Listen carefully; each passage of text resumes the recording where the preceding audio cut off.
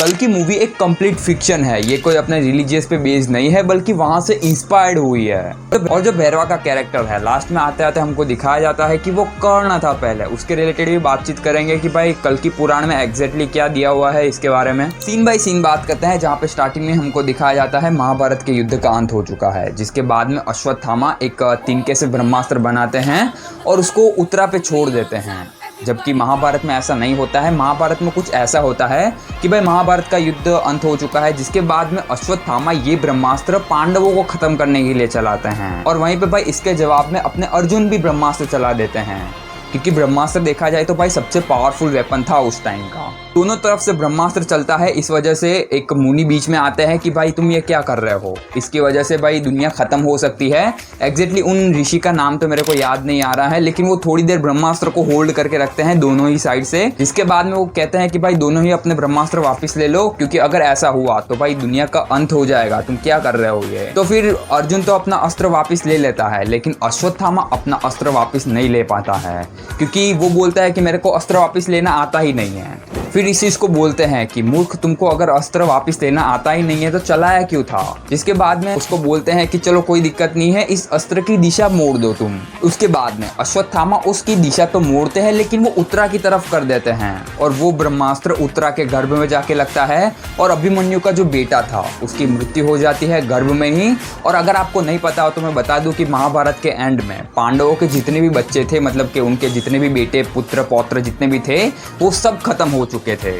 और वो काम भी अश्वत्थामा ने ही किया था। और ये पांडवों का आखिरी वंशज था जो जन्म लेने वाला था, और उसको अश्वत्थामा ने पहले ही मार दिया, जिसकी वजह से श्री कृष्ण इसके ऊपर बहुत ज्यादा गुस्सा हो जाते हैं और उसको श्राप दे देते हैं। उसके पास से वो मणि भी निकाल लेते हैं, क्योंकि उस मणि से अश्वत्थामा अपने शरीर को हील कर सकते हैं और भी बहुत सारी पावर प्रोवाइड की जाती है। कुछ सीन हालांकि कल की मूवी के अंदर रियल दिखाए गए हैं, लेकिन ओवरऑल अगर हम लोग देखा जाए तो ये इन्फॉर्मेशन हमको करेक्ट नहीं दी गई है। बाद में एक टाइम जंप दिखाया जाता है एनिमेशंस की मदद से, कि महाभारत के बाद में जितनी भी घटनाएं हुई, वर्ल्ड वॉर 2 हुआ, वर्ल्ड वॉर 1 हुआ, उसके रिलेटेड काफी कुछ हमको दिखाया जाता है। जिसके बाद में मूवी डायरेक्ट जंप करती है 2898 पे। बाद में हमको दिखाया जाता है कि भाई गंगा जमुना सूख चुकी है, पीने के लिए पानी नहीं है, पानी बहुत ही महंगा बिक रहा है बाजार में। और ये चीज काफी करेक्ट है अपने कल की पुराण से, कि भाई गर्मी इतनी बढ़ जाएगी या फिर गंगा जमुना सूख जाएगी, और भी बहुत सारे कांड हो चुके होंगे।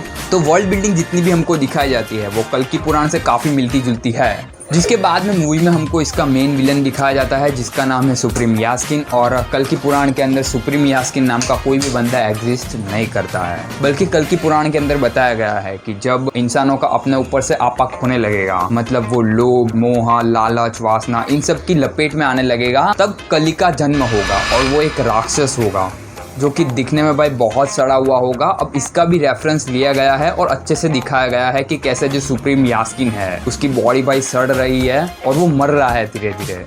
यहाँ पे एक चीज समझ लेना, पहले मैं भी बहुत कंफ्यूज हो रहा था कि कली एक राक्षस है जो कि कलयुग में आने वाला है, और कल की अवतार भगवान विष्णु का 10वां अवतार है। तो कली और कल्कि में कंफ्यूज मत होना। और कल की पुराण के अंदर हमको ये क्लियरली बताया गया है कि जो कल की अवतार होने वाले हैं उसके माता और पिता दोनों होंगे। माता का नाम भाई सुमति होगा और पिता का नाम विष्णु यश होगा।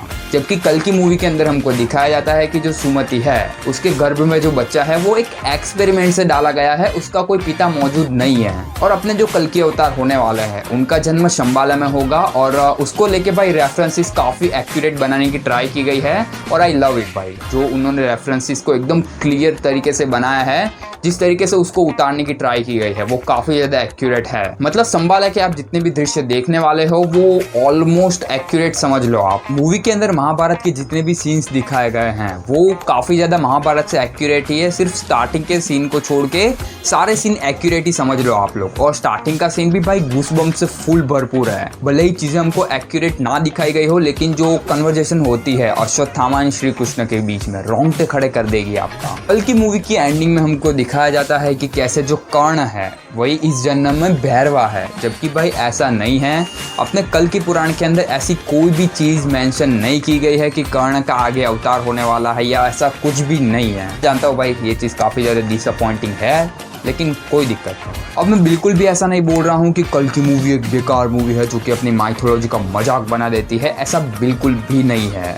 जहाँ पर भी महाभारत के सीन दिखाए हुए हैं बहुत एक्यूरेसी के साथ में बनाए गए हैं। बिल्कुल भी हमको ऐसा नहीं लगता कि हमारे धर्म की मजाक उड़ाने की ट्राई की गई है। हाँ, इन्फॉर्मेशन करेक्ट नहीं है, लेकिन इस मूवी को कभी भी ऐसे तरीके से मार्केटिंग नहीं किया गया है कि ये एक कल्कि पे फोकस है या फिर जो आगे कलयुग आने वाला है उस पे फोकस है। इस तरीके से इसको बिल्कुल भी मार्केटिंग नहीं किया गया है। तो भाई कल्कि मूवी एक अच्छी मूवी है, लेकिन जितनी भी इंफॉर्मेशन इसके अंदर दिखाई गई है आप उसको दिल पे मत ले लेना कि हाँ भाई ये सच्ची इन्फॉर्मेशन है। कुछ चीज़ें भाई बहुत एपिक, बहुत एक्यूरेट है, वहीं पे कुछ चीज़ें एक्यूरेट नहीं हैं। लेकिन मैं इस मूवी से बिल्कुल भी डिसअपॉइंटेड नहीं हूँ। हालांकि भाई कुछ चीज़ें इस मूवी के अंदर थोड़ी सी बेकार डाल दी गई थी, कुछ अनवांटेड सीन इसके अंदर डाल दिए गए थे, लेकिन कोई दिक्कत नहीं है, ये एक एपिक मूवी है। तो मैं आपको रिकमेंड करूंगा कि हाँ आप डेफिनेटली देखने जा सकते हो। मैंने एक रिव्यू भी बना के रखा था कि भाई कैसे कैसे ये मूवी कहाँ कहाँ पे डिसअपॉइंट करती है, कहाँ पे गूज़बम फील करवाती है। सारी चीज़ें भाई मैंने स्पॉइलर बिना ही बनाने की ट्राई की गई है। तो अगर आप लोग प्लान बना रहे हो, सोच रहे हो देखने जाने का, तो प्लीज़ देखने जाओ। माइंड ब्लोइंग मूवी है ये। आज के लिए इतना ही ज्ञान, मिलते हैं अगली वीडियो में, तब तक के लिए टेक केयर, बाय बाय।